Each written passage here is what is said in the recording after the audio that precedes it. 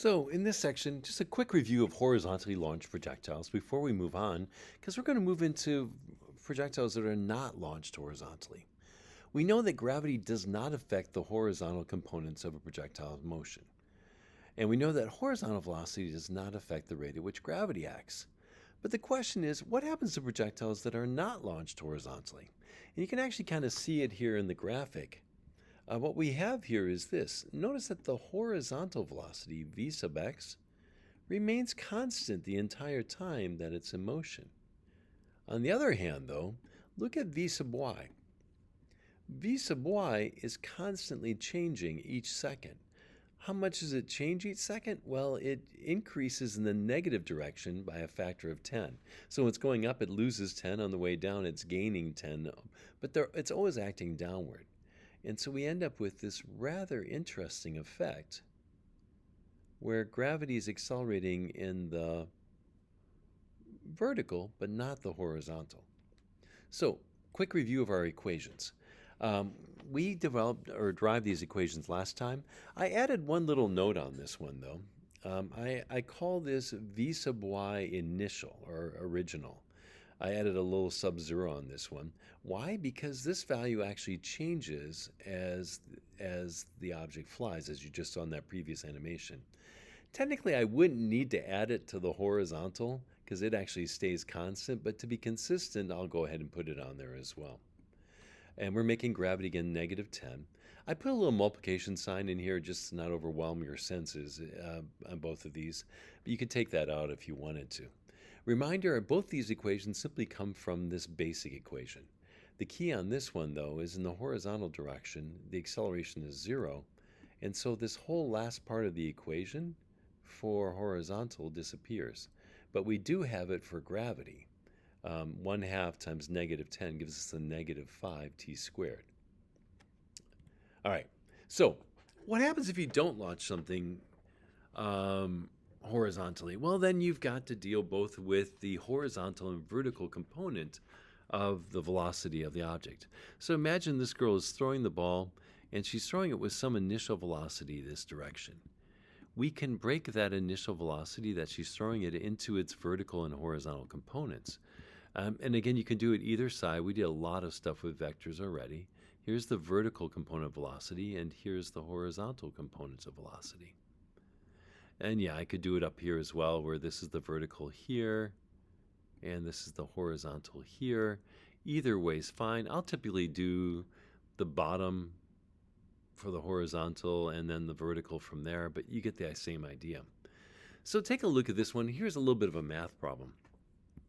In this case, this girl is throwing this ball at 50 meters per second at an angle of 53 degrees above the horizontal. And the questions are, what are the initial horizontal and vertical components of that velocity? So here's the two components. I'm drawing them on this side. Again, please notice I should almost make the arrows larger so you can see it. This one is pointing this way, and this one is pointing upward.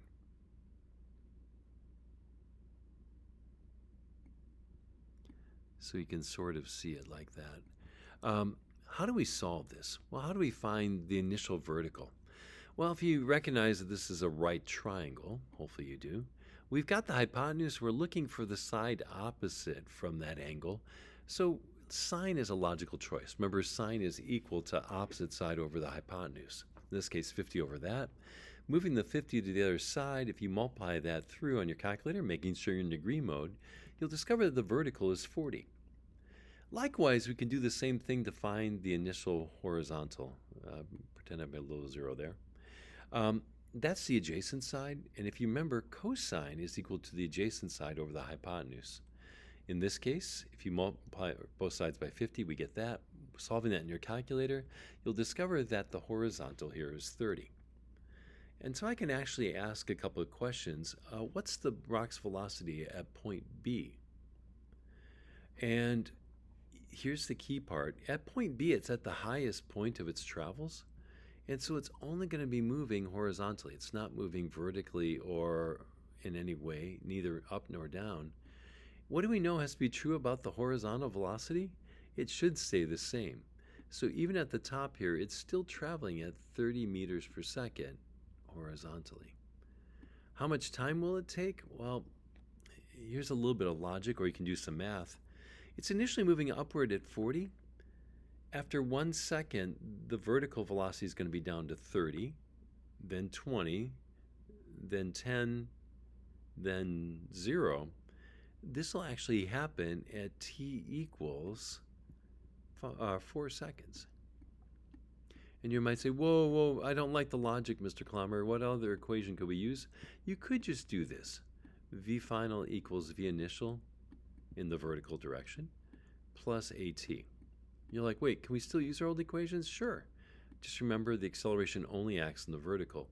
In this case, the initial vertical velocity is 40. The acceleration of gravity is -10, so I'll just make it -10t. And we want to figure out when the vertical velocity becomes 0. And if you solve that equation, you'd also get the 4 seconds that I have here. And then finally, what's the rock's velocity at point C? Well, at point C, it's still going to be moving at 30 meters per second horizontally. And if it's down to the same height as where it started, what's going to be the vertical? Ignoring air resistance, it should be 40 meters per second downward, the same as when it was launched vertically.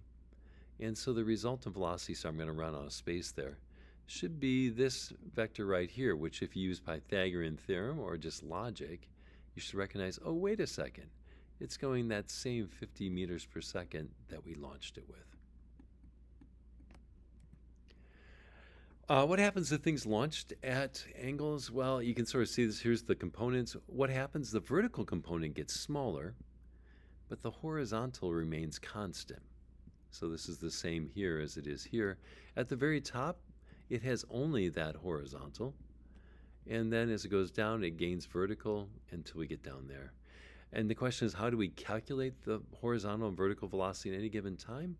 Well, we can do that. So first of all, a general mathematical equation. Don't panic. This is all in variables. Hopefully, and I know you might have to look back at your notes here for a second, you can calculate the initial horizontal velocity by just taking the original launch velocity times the cosine, and the vertical times sine. We did this on the other slide, just in the opposite order. And then the question is, how do these components change with time? Well, you should recognize that the horizontal does not change at all with time, but the vertical does. The vertical velocity would be equal to the initial velocity times sine. This whole thing right here is just, oh boy, please recognize this whole thing right here is just v sub y initial from up above. And this whole term right here is just v sub x initial. And then normally we would make this -10t. Sorry, I forgot to change this slide. You got it. So, at what point in its path does a projectile have the minimum speed? Think about it for a brief moment before I answer it. The answer is it should occur at the top, because there its vertical velocity is 0. It still has the same horizontal. Because it only has the horizontal at that point, it's going to be its minimum, assuming it hasn't hit the ground and stopped yet. So, with no gravity, projectile would follow a straight line path. It's the dashed line I have right there. But because of gravity, it falls below this line. This is an interesting idea. If the cannon, or if the ball was, let me put on all these real quick. If the cannonball would have been here at 1 second, it's still going to fall 5 meters. That's the distance any object falls in the first 1 second.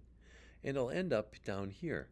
If the cannonball without gravity would have been here at 2 seconds, it's going to fall 20 meters below. That's how far any object falls in 2 seconds. And after 3 seconds, if the cannonball would have been here without gravity, with gravity, it's going to fall 45 meters below that point. And the cannon then will follow this parabola point, or path, parabolic path. How do we figure out how far it falls? That's just 1/2 AT squared. So let's take a look at this and combine it. We've actually done the math already, but I want to show it to you in a different way. Take a look at this. Let's say that we shot it at 50 meters per second again, and this time though, the angle is a little different. It's 37 degrees, so this ends up being 30 and 40. I won't have you do the math this time. My question is, all right, so what are these points right up here it would have traveled without gravity, where these green dots are? Well, I'm hoping, and then the red dots eventually. Hopefully you would recognize the fact that without gravity, it would just keep moving at 40 meters per second horizontally, the same as what we would have had with gravity. But vertically, it won't change. It's just going to keep going up at 30 meters per second every second. So it's going to travel 40 meters per second for 1 second in the horizontal, 30 meters per second for 1 second in the vertical. Again, we're assuming no gravity. And if that happens, the coordinates of this point right here should be 40, 30. Again, assuming we make this point right here our origin, 0, 0. Where would it be after 2 seconds without gravity? Whoops, sorry, wrong way. It'd be at 60, 80. It would continue to move at 40 meters per second horizontally for 2 seconds would take us at 80. And vertically, without gravity, it would just keep going at 30 for 2 seconds. It'd end up at 60. And then finally, for this last one, I hope you can sort of see its coordinates would be this. Now, how do we get the 5, 20, and 45? Well, those are just from, sorry, the x and y were just that part. These equations here would give us these coordinates, 40, 30, 80, 60, that and that. We just had to take the horizontal velocity times time and the vertical velocity times time. This gives us the position, the green position, where the cannonball would be without gravity. Well, what does gravity do? Well, it makes it fall. How do we figure out how far it would fall? It's just 1/2 AT squared. In this case, gives us 5 meters. This one gives us 20 meters. This one gives us 45. Giving us this new equation. And then if you subtract it, 30 minus the 5 that we fall due to gravity gives us the 25. Over here at 2 seconds, what's its coordinates? Well, we started at 60, we lost 20, we end up at 40. And then over here, we end up at 45. Why? We were at 90, we fall 45, so we're now at 45. Here are the same equations that we were working with, and I just want to show you a different graphical way of thinking about them. This first part here, up to or without the green part here, is just where the cannonball would be without gravity. Gravity just makes it fall below that path by the numbers shown. Here is a projectile being launched in the hallway. You'll notice it goes for that beautiful parabolic path. And if you mark these points on here, you can actually do some calculations. If you drew a straight line out from this point, the initial launch, you would discover that each of these points, I'm going to run out of space real quick, have fallen below that line by the amount of time that an object would fall in that same amount of time, but it's falling below the path it would have taken. I'm not drawing very well.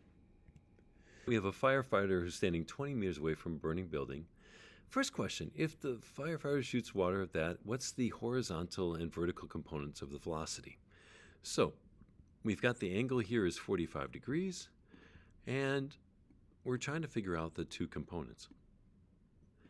Remember again, to get this side over here, the initial vertical, we're just going to do the sine of 45 times 50. And for this one, for the initial horizontal, just 50 times the cosine of 45 degrees.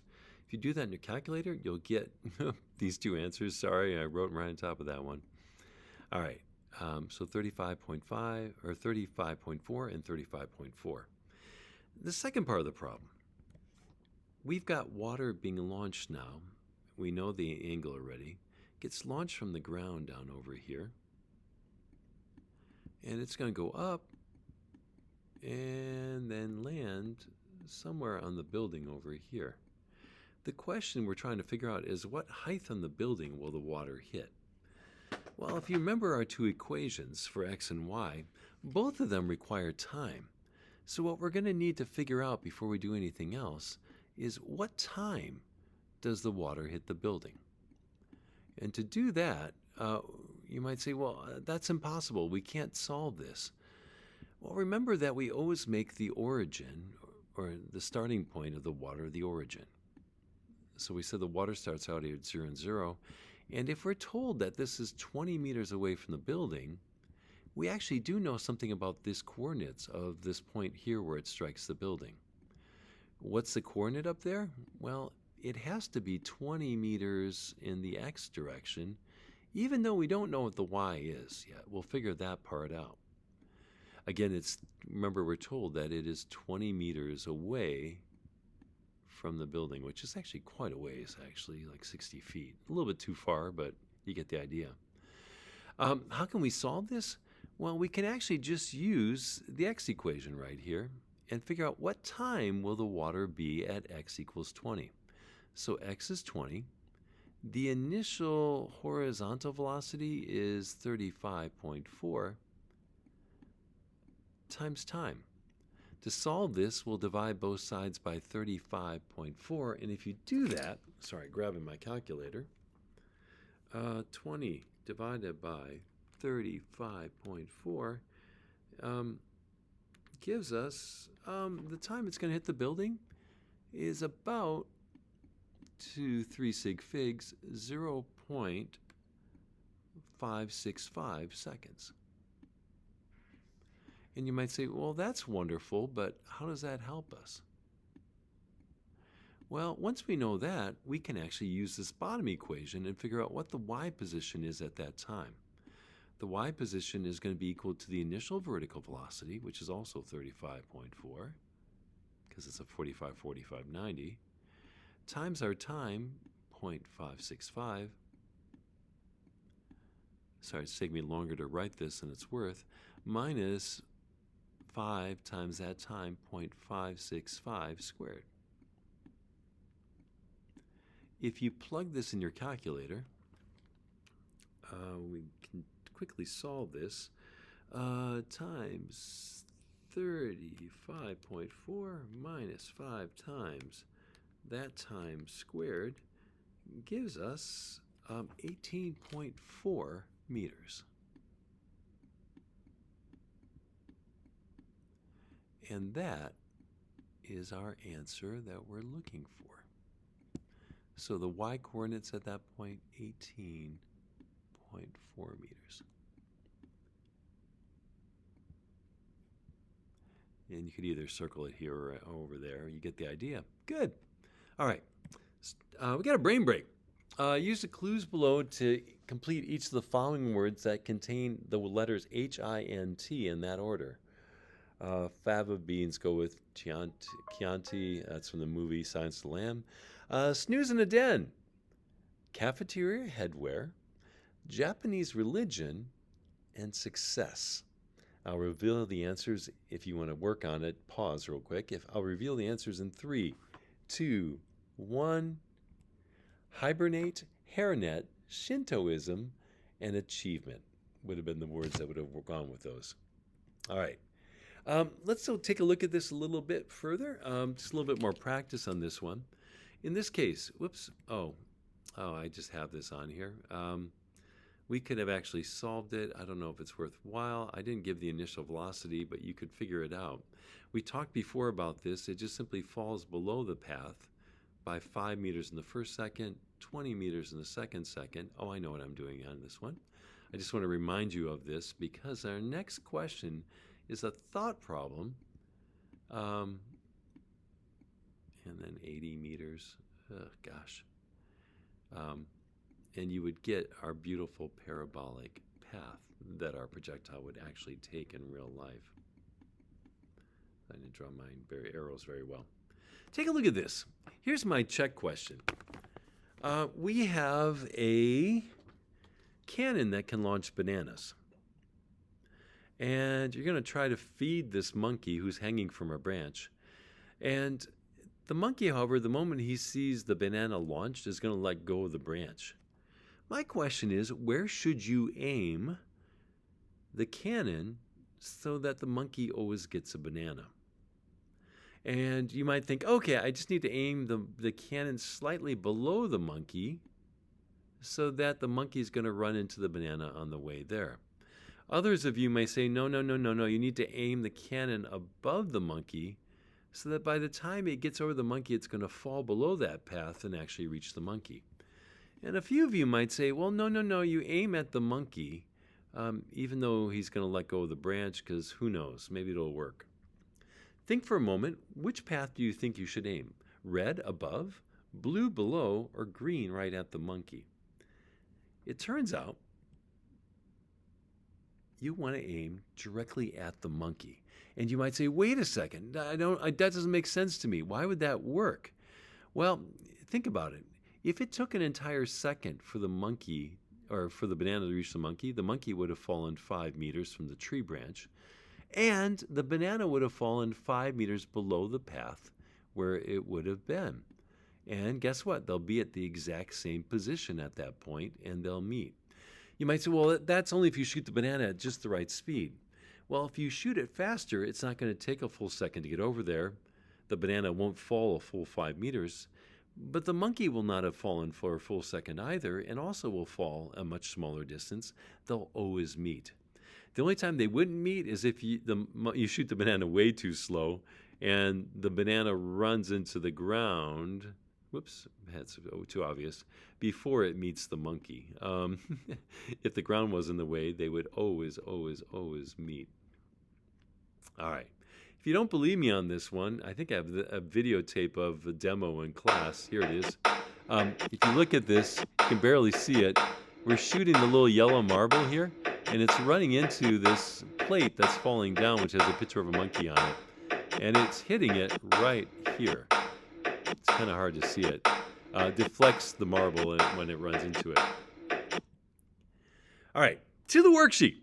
Now we've got our equations. The primary ones we're going to be using most of the time are the x and y position ones, but these equations give us the x and y components of the velocity at any given time.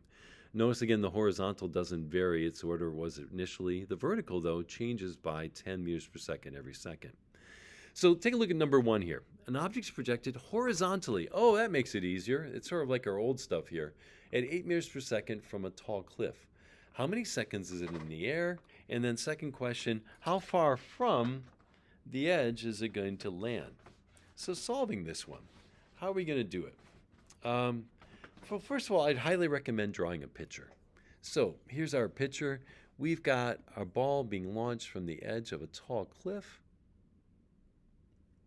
And the cliff is 122.5 meters tall. That's a long distance. And our ball, which I'm just going to draw in red, is shot horizontally from the edge of this cliff at 8 meters per second. That's its initial horizontal velocity. And we want to know how many seconds is it going to take before it hits the ground. And then our second question is how far from the edge of the cliff will it land? Now, a couple quick reminders. Remember, we always make the starting point of our projectile 0, 0.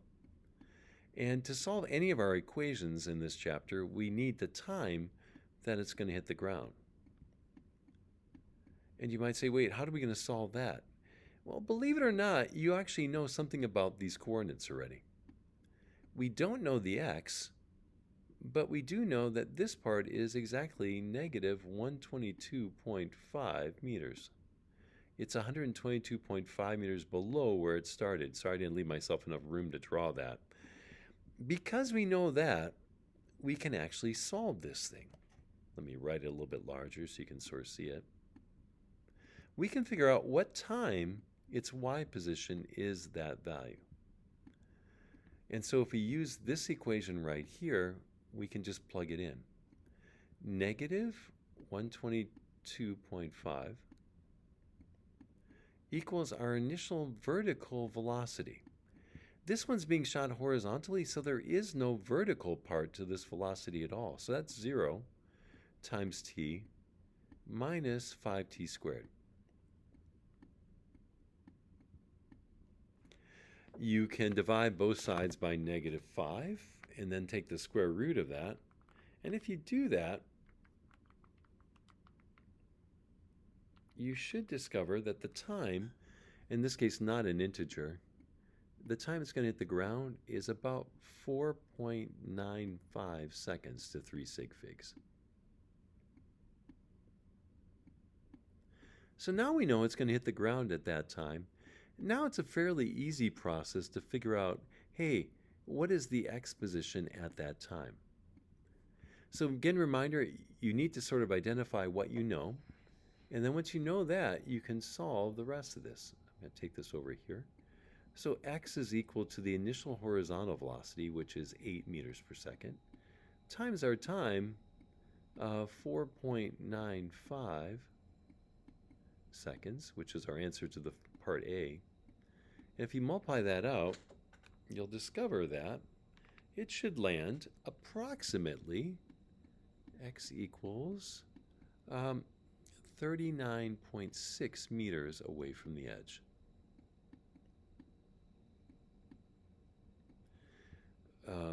Which is the answer to our question. So I actually should have written both answers separately. Time is one answer. X is how far away from the edge that it lands. You're like, okay, got it. That was easy, though. It was horizontal. All right, let's try one that's actually launched vertical. This one, we have the following. And let me quick draw it. An arrow is shot into the air from the ground, I assume. And it's going to go up and it's going to go down. And we want to know how far away it's going to land.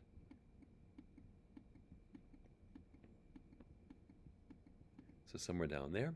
It's launched with some initial velocity of 45 meters per second. And we're going to have to break that into its vertical and horizontal components. And I'm just going to use old-fashioned trig in this case. You could also use these two formulas right here. Here's our initial vertical. Here's our horizontal. The angle here is 30 degrees. So to solve the vertical, it'll be 49 times the sine of 30, which should be 24.5 meters per second. That's a really bad 4. Excuse me for a second as I fix that.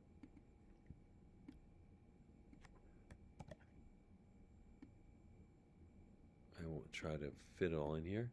And then to get the adjacent side, we use cosine. So 49 times the cosine of 30 degrees, 42.4. Forgive me for not listing units. These are both velocities, so meters per second. So we figure out the two components. How high will it go? All right. Well, maybe let's skip that one. Let's jump to C. How long will it be in the air? In other words, at what time will it impact the ground? Do we know anything about these coordinates right here? You're like, no, we don't know how far away it's going to land. That's what we're going to find for D. But do we know anything else? Well, yeah, we actually know that its y position here is going to be 0. If we make the starting point over here 0, 0, the y component there is also going to be 0. Just x is not going to be 0. So, solving this one, we need to figure out at what time its y position is 0. I'm going to use this equation right here and solve that. So, y is equal to 0. Initial vertical velocity is 24.5 times t minus 5t squared. And you might say, oh no, it's a quadratic. It's really not. We can factor out a t. And if you haven't seen this before, if we factor out a t, if two numbers times each other, or two things times each other is equal to 0, it means either one of the terms is 0 or the other one is. In this case, t equals 0 is a possible solution. Yes, it was at 0 at t equals 0, right here. We actually want the other solution. That is when this part over here is equal to 0. If you solve that, set that equal to 0, and then move the 5t to the other side, 24.5 divided by 5 gives us, the time is going to be 4.9 seconds. And that is the answer to C. The horizontal distance it's going to travel, well, that we can figure out by using now the time we have and the x equation. What is the horizontal position at 4.9 seconds? Solving that, x is equal to the horizontal velocity, 42.4 from up above, times the time, the 4.9 seconds we just solved. And if you solve that, times 42.4 gives us about x is equal to 3 sig figs, about 208 meters. And that is how far away it's going to land. About 2 football fields away. So this number here would be 208. One last thing, though, on this one. We skip B. How high up is it going to be at this point? Well, there's a couple of different ways of solving it.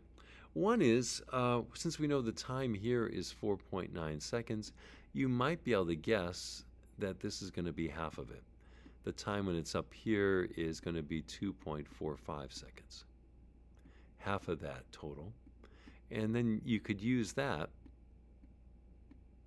in the y equation again, this one again, and figure out what the y position is at that particular time. That may be one of the easiest ways to do it. So for y is going to be the initial vertical velocity, which is still 24.5, times our time, which is 2.45. Oh, that's interesting. Those numbers are almost the same, just a decimal point, minus 5 times that time squared.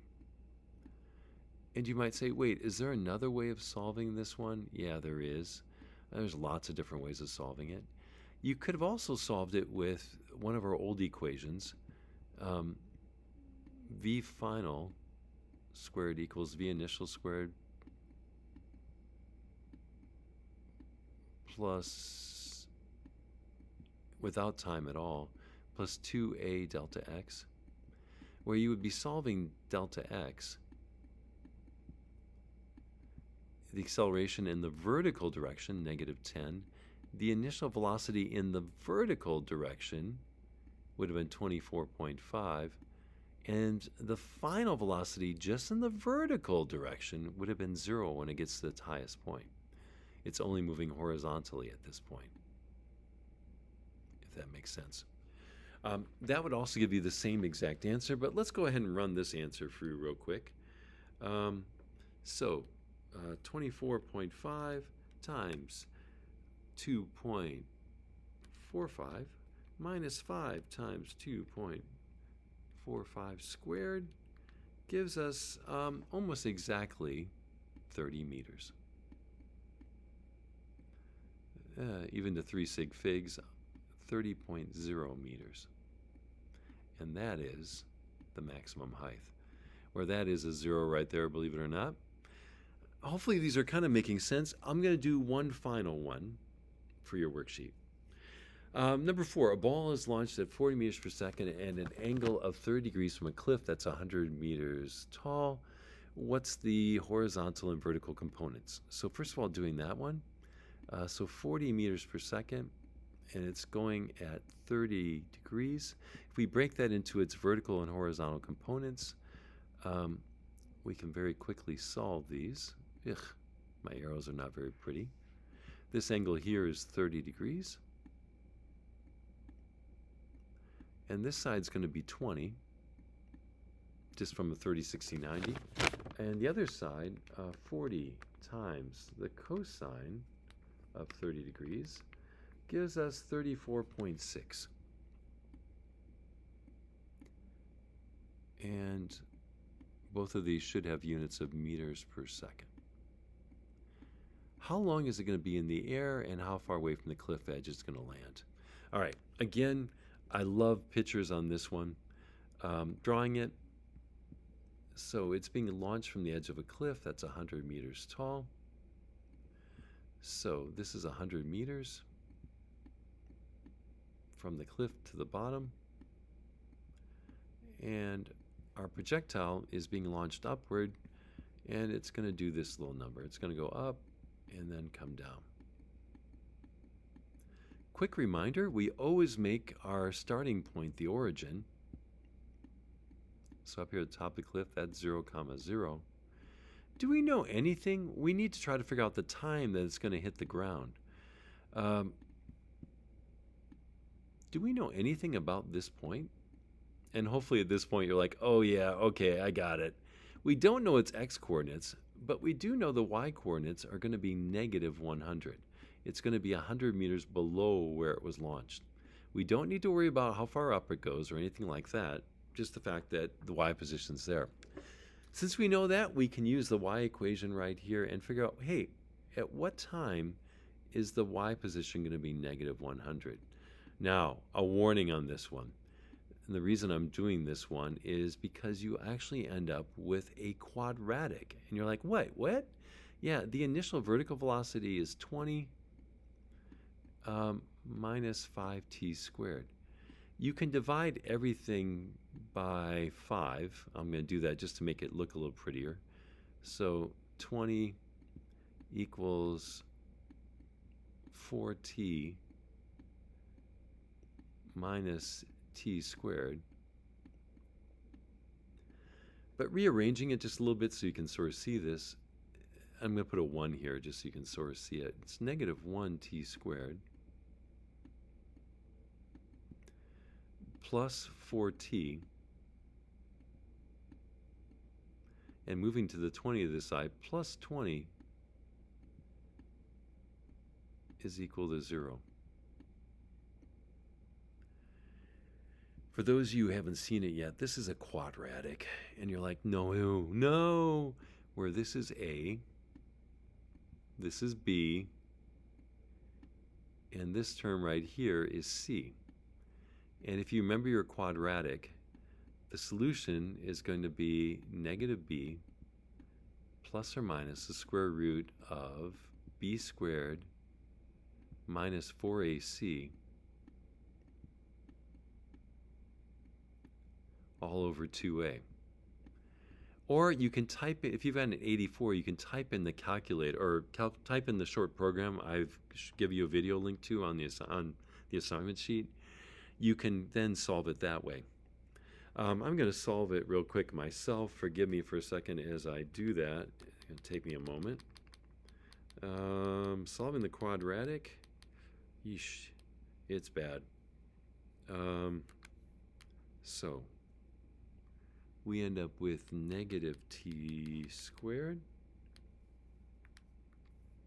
plus 4t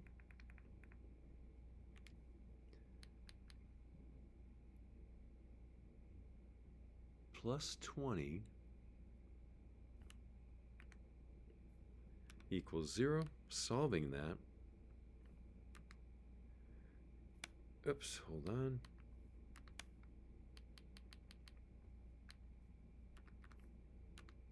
Okay. We get a negative answer and a positive answer. I'm going to use the positive answer from this one, and I'm going to say that t is positive 6.90 seconds to 3 sig figs, which is the answer to this question. It's going to take a while for it to hit the ground. And now the horizontal distance. To solve that part, we're just going to use this equation right up here to figure out what is the x position at that time.